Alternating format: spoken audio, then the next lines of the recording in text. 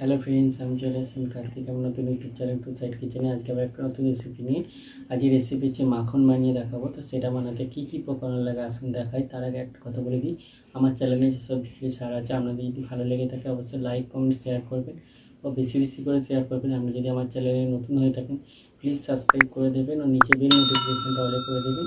তাহলে চলুন মাখন বানাতে কী কী উপকরণ লাগে আসুন দেখাই।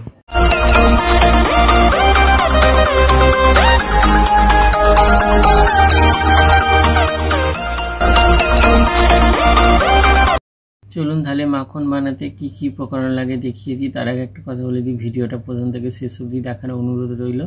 তাহলে চলুন রেসিপিটা শুরু করি। এখানে আমি ঘি নিয়ে নিয়েছি আর বরফ নিয়েছি আর এখানে ছোট মিষ্টি নিয়েছি। তাহলে চলুন রেসিপিটা শুরু করি। ঘিটা আমি নিয়ে নেব, নিয়ে ঘিটাকে আমি গালিয়ে নেব। আগে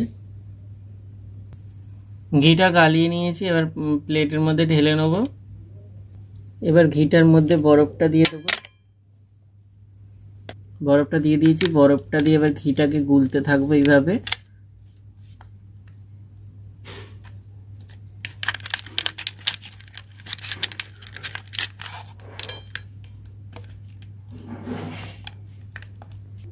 মাখনটা রেডি হয়ে গেছে, এবার থালা থেকে চেঁচে মাখনটাকে তুলে নেবো জলটা ফেলে বরফে। দেখুন মাখনটা রেডি হয়ে গেছে, উপরে কটা আমি মিষ্টি দিয়ে দেবো।